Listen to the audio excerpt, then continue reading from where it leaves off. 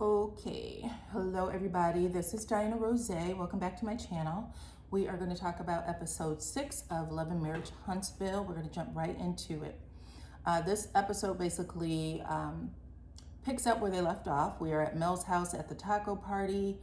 Destiny is telling Tiffany that her problem with the cold tea is that she brought her something that could have been a problem in her relationship if she was still together with him. And because she didn't know her from Adam, she didn't know if she was together with him or not. She didn't know what type of problems she was presenting. And she was doing it on her birthday, so it wasn't the time or the place. Melody attempts to cut Destiny off, trying to clean it up a little bit, and was like, can we agree? And Destiny was like, no, we can't agree. She didn't even let her finish the sentence. Melody jumps back in. She makes a face first, like, why is this woman being so aggressive? But she makes a face, and then she starts back up. Can we agree that there was no ill intent? And Destiny says she feels what she feels, and it is what it is. Tiffany does apologize, however. She says if you took it some kind of way, which really isn't an apology, she's telling you she took it away. So go ahead and just say, I am sorry that you feel that way. That was not my intention. Destiny just ends up saying she appreciates it, and we leave it there. Then Melody starts a game. I guess it would never would I ever. It's something she made up. So you can either answer the question, I would never, I have never, or guilty. And they basically pull cards that ask very, very personal or intimate questions about their relationships. One of the questions was, have you ever been a side chick? Another question was, would you have a threesome? Kimmy shared that Maurice has asked for a threesome several times over the course of their marriage, and I'm thinking that he still asks because right now, according to Kimmy, if you gave Maurice a call, he'd give you a name of somebody he would want to be with. Everybody just kind of assumes it's Destiny. I don't know why, but even Destiny assumes that it's her. So they're all making a joke. Oh, it's me, it's me. Destiny says, well, when I was wearing that short black skirt, I remember you came over and you touched my leg. And Kimmy said, I touch everybody. So, and it's not you. So she gets that cleared up right away. Destiny seemed a little disappointed though. But everybody was like, yeah, you do have a reputation for being touchy-feely. And who is it? Kimmy's sister-in-law, Tisha, says, you better not put your hands on Marcel. To which I think everybody kind of got quiet, but Kimmy looked at Destiny and literally deadpan, like, okay, like, I have no intention of putting my hands on Marcel. Get out of my face, basically. But that was, at this moment in time, Tisha think everybody wants to put their hands on Marcel. They also said how often you give oral sex. Kimmy has a high number. I think she said every week. Melody actually said that she was doing it every day toward the end of her marriage. But she made it very clear that even though Marcel was running around saying that she doesn't please him, that was not the reason why she filed for divorce and divorced his ass. So that was that. They went from having a conversation about touching people to boundaries, and Melody brings up that her and Martell are in co-parenting classes, and in the class they were talking about boundaries. And before Melody could start the conversation good, Destiny chimes in with, speaking of boundaries, and Melody said, Des, I wasn't finished yet. Could you let me finish what I was going to say? And she said no. And they kind of start talking over each other to tell their story about boundaries, whatever that means.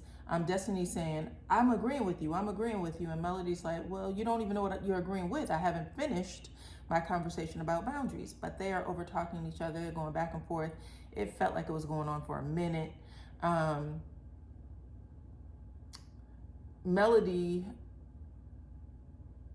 at some point, I guess they're triggering each other. It just looks like whatever happened with Destiny and feeling like Melody had something to do, or like she didn't take up for her with Tiffany.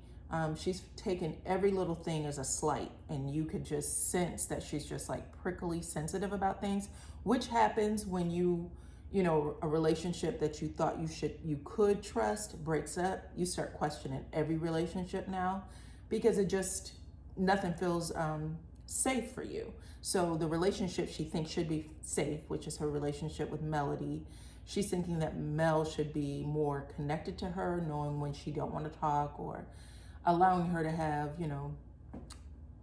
certain leeway. And I guess she doesn't think Melody's giving that to her. So she's a little sensitive about everything. Melody then says, because I guess Melody may be feeling the same way, my good friend Destiny did not share with me that she had been divorced for a whole 30 days. And Destiny took that sign to get up and say, it is time for me to go. And she left the party. And that's all we see of that. Melody is feeling away. Destiny is feeling away. They're going to talk about it later in the episode. But it's unfortunate because you can tell that this is going badly. I think Tisha made a comment in her confessional that the whole thing was weird. She thought they were good friends. She had never seen them interact like that, and she didn't understand what was going on now. So it's confusing for everyone around them as well. And the next thing we see, Tisha drive up to the construction site for Scott Manor to meet with Marceau. She is concerned about the grounds. They've been working on it for the last 6 months, and they still haven't even finished clearing the ground for the driveway. So they're not even halfway up from what it looks like. Marceau blames his Uncle Mike and says if they don't see more progress soon, he is going to have to replace him with another contractor. And they're both just kind of like, well, this is a lesson learned. I don't know what type of contractor Uncle Mike is. You would think he'd be more trustworthy. It's a family business. This is a big deal for them. But things aren't moving along the way they'd like. So Tisha tells Marceau that when she was at Mel's house, a random stranger, Melody told her that a random stranger had DM'd her a video of Marceau at a club, and the person who sent it claimed that Marceau was hugged up on some woman. Marceau looks a little annoyed, like, why is he being stalked? Like he is a fugitive or something. He basically says that people have better things to do than to worry about what I'm doing or who I'm doing it with. Tisha basically says, the video didn't show anything. I knew the people in the video. But for whatever reason, Marceau, people want you to be the bad guy and they want me to be the stupid girl. That's how she said it. They want that because the person that said they had really good insight on the fact that Marceau was cheating, I believe that was Martell's baby mama, said that the four of them, including Marceau, used to hang out together. And while she was getting it in with Martell, the other person was getting it in with Marceau. And she seemed to have had like really, specific details about it. So we also know that during that first season, Marceau went and got that vasectomy. And he did it, he may have mentioned it to Tisha, but Tisha didn't know it was scheduled and he was ready to go. So he did it. He just was like, in passing, I think I should get a vasectomy. And then all of a sudden he comes home and he's putting ice on his nether region. So she was like, when did this happen? Why didn't you tell me you were doing this? But I think that that pregnancy scare, which was also supposed to be a situation for Marceau with that other woman, maybe she didn't go through with the pregnancy, but he went and he got that vasectomy immediately. There will be no mistakes while he's out here in these streets. So that's why everybody thinks that Marceau is the bad guy and Tisha may not be the smartest of women right now. And Tisha knows it. So Tisha says that she was sad to hear about Destiny and LeBeric's divorce. And she was sad that Destiny didn't get to experience the full process. Marceau basically blames Destiny, basically what man leaves a woman who is, 3 weeks after birth, who gets a divorce? That doesn't seem right. So he's like, it feels to him that it feels to him that Destiny may have been the problem in the relationship, and that that is the reason for the divorce. And I'm sure there's a lot of men who think that way. I'm sure there's women who think that way too. Tisha is Team Destiny, or so she appeared to be in that moment, but I'm sure that she'll be on Marceau's side soon enough, because she always is. She uses that as a leeway to say she thinks that the both of them should go back and visit with the marriage counselor. And Marceau says absolutely not. No, under no circumstances. However, he does support Tisha's decision to move forward if that's what she wants to do. Okay, I had to take a quick pause. I ended with Marceau basically saying he supports her decision to go on her own if that's what she wanted to do. And Tisha, we'll see what happens. Melody visits Destiny. She brings a watermelon as a little gift or a peace offering. They pretty much get right into it. They sit on the couch, and Destiny's energy is still a little off, you can tell. She started off like, baby is, with his dad, blah, blah, blah. Melody is giving very much, teacher calm.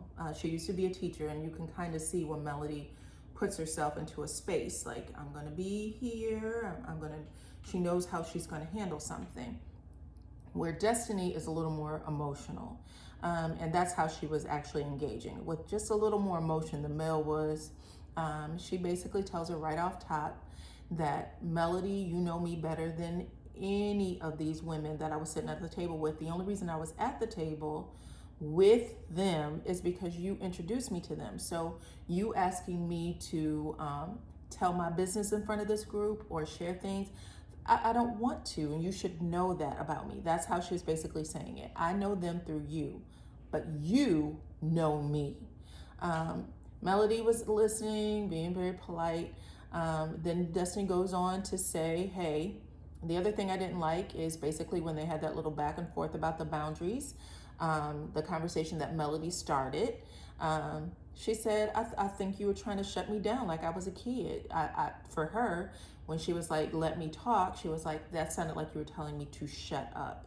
And I think Melody like closed her eyes, or she did something. Again, something she probably do to talk to herself or process so that she doesn't become, she doesn't match someone else's energy. And Destiny didn't take that well either. And they kind of go back and forth. Melody said, I am not loft. And Destiny says, she was basically mirroring that. I'm not, all four of Mel's children or Martell. So that's how it was an ugly engagement. However, neither one of them should have said it. But Destiny definitely threw it back at her in a way that was way more aggressive. She was like, you haven't seen this side of me. And Melody was like, well, there's a side of me you haven't seen either, and I don't want to go there with you. Like, what are y'all doing? At the end of the day, because they were both so down for each other, this all feels really bad for the audience watching them and watching their friendship just kind of bump heads the way it is. But long story short, they go back and forth with each other about what the other one didn't like during the party or with Tiffany or whomever.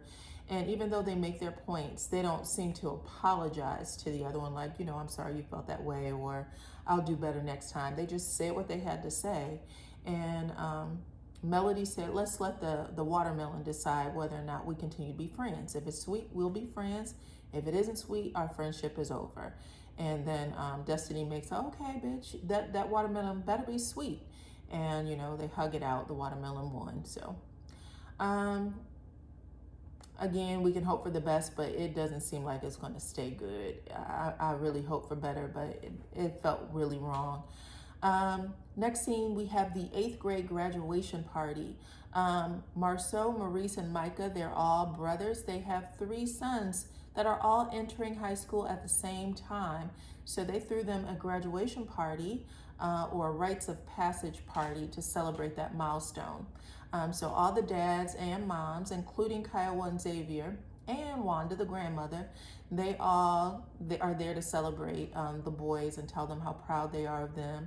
And they all give them a speech about what's expected of them as Scots, how they can basically own the world. You guys are the next generation of Scots. Go ahead and be confident about that. We're making sure that you guys succeed in this world, in this life with your families. So they also get the kids a party bus, and they want them to celebrate in style. So they get them all their favorite foods and snacks and drinks. They put them on that bus, which I'm sure has music and their favorite TV shows or movies, whatever. And they get to ride on the bus while the adults go into the cigar bar. That's Marceau's cigar bar, to celebrate the kids' graduation in adult style. So the rest of the friendship group, or the rest of the friend group, start piling in. Melody, Tiffany and Lewis, Martell, Destiny comes, and Cedric. It's always a good time when Cedric comes, and they are all there to help them celebrate. Martell walks in the door, and everyone is in really good spirits when they see him. They are giving him hugs, telling him how good he's looked, and he's feeling good too. So he makes the comment, the gang is back together. He's just happy to see everybody the way it used to be. And then he goes over and he hugs Melody, and Melody gives him a nice proper, hey, how you doing? But he bear hugs her after she does that, and everybody starts laughing or whatever. And it really sets the tone, because when Melody and Martell broke up, even though the friendship group is there, they don't know necessarily how to interact with the two of them together, because they're not together the way they used to be. So it let everybody know that everything was good, and then they just move on. Tiffany and Lewis, when they walked in the door, Kimmy immediately gives Maurice the eye, like, that's the bitch, kind of, that's her. And Maurice is like, let's get to it. Let's have this conversation. Maurice goes over and says, can he speak with them? That would be Tiffany and the husband, Lewis. And they go and they sit off side of the group, and he jumps right into it. He said, how did you find out that Monster was vaping? He didn't like what you did, but tell me how you find out about it, because if it was the school, they're going to have a problem with me.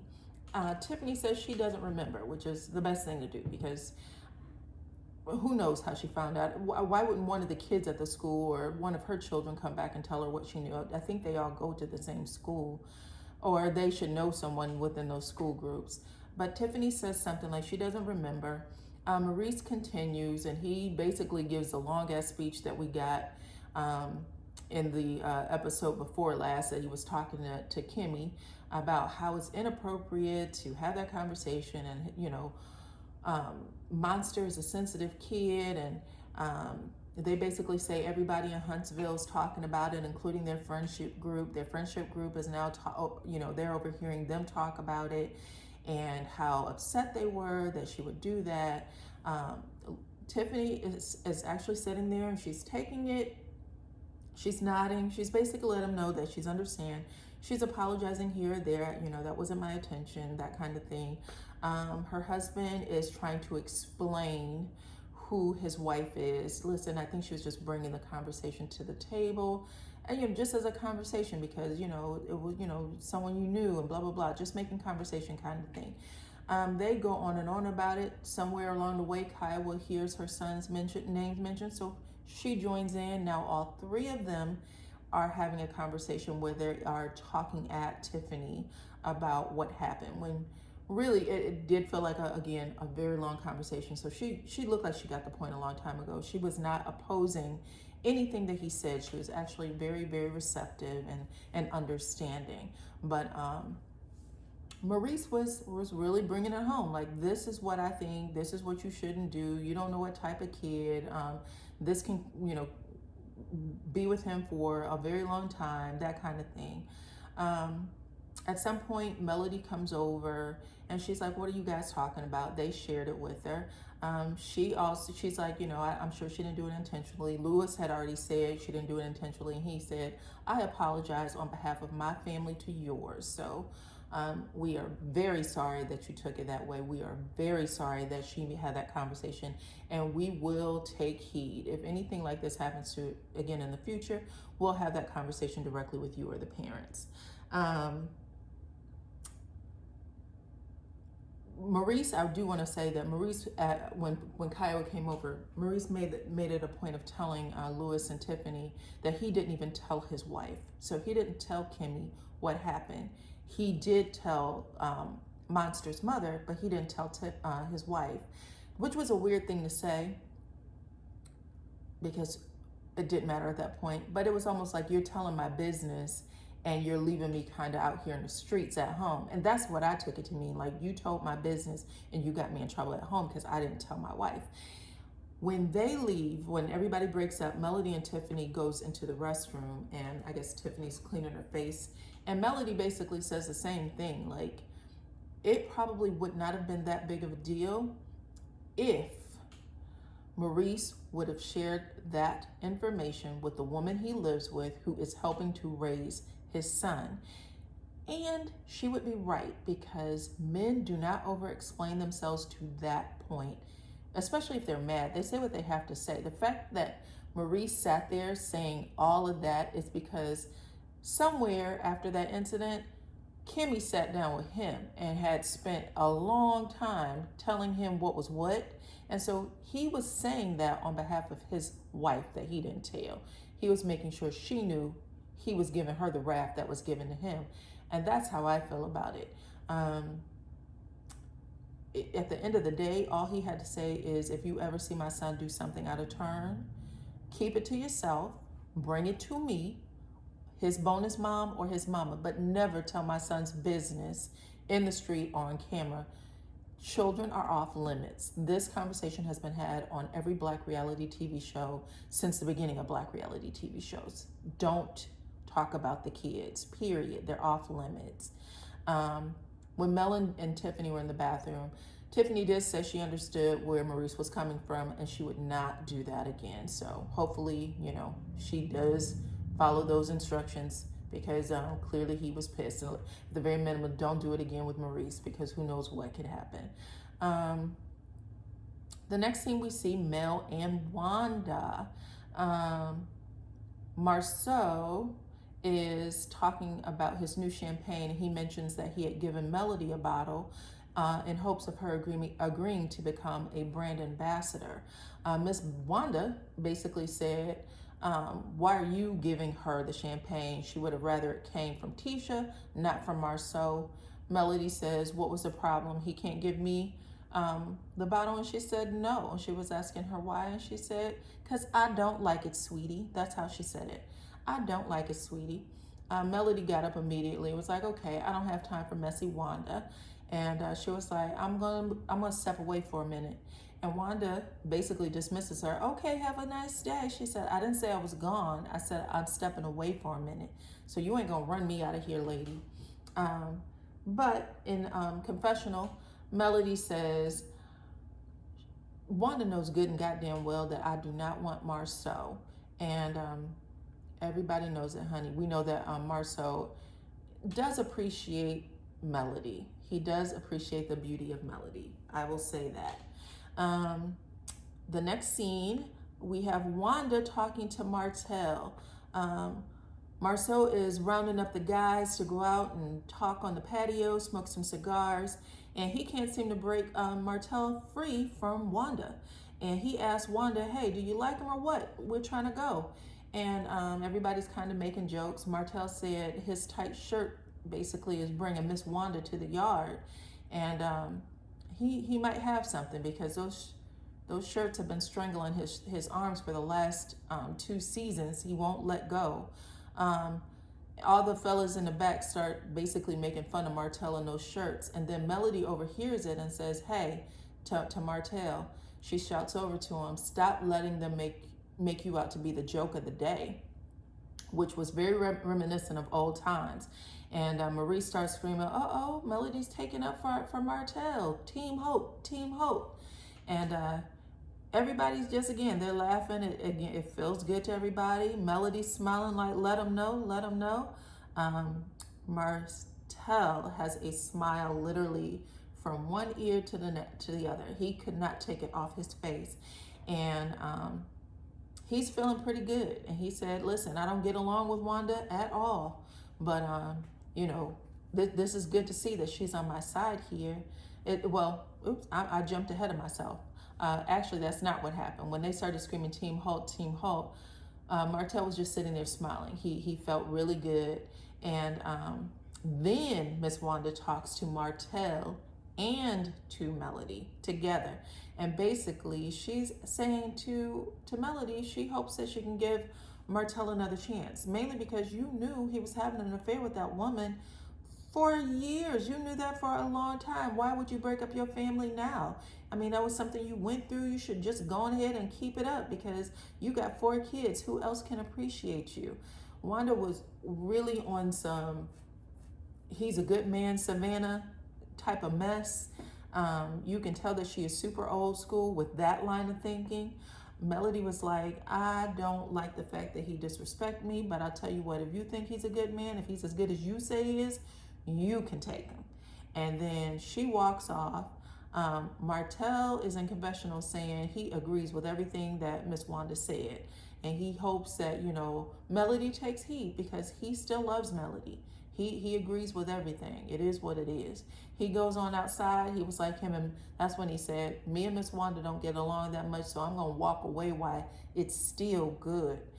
So he walks out the door. Miss Wanda's still chit-chatting with Melody, trying to give her, her 2 cents about their relationship. And Melody's like really just laughing at Miss Wanda like, lady, nobody cares, okay? This isn't a small town with one Ford plant. It might be, but she's an entrepreneur. She got many of irons in the kettle. She ain't got to hold on to Martell for nothing. When she divorced him and took only her name. She did not ask for anything from him, not child support, not nothing. So there is that. Now, the two of them are pretty good together. You can tell that when they connect, but Martell got to get himself together. And when he got outside with the fellas started asking him if he wanted to get back together with Melody and if he still loved her. And he said, I do. I still love her. And, if God wills it for us to be together, he would definitely probably, move forward.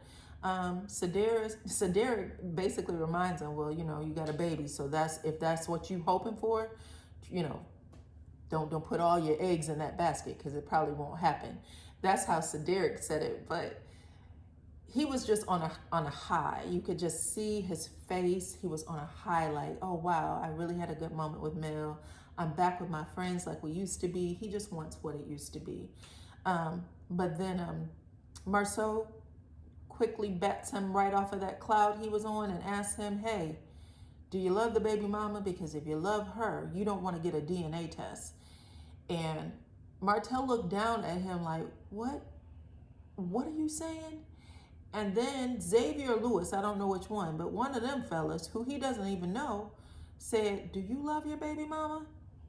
And he is like, what in the world is going on? He has a smile on his face, but it's not really a smile. It's a, who the hell are y'all kind of smile. And that's how the show ends. So not next week, it'll be actually the week after next, on September 4th, we will get to see, hopefully, what he answers to that question. Because I think he's still supposed to be in a relationship with the baby mama. Well, we'll see.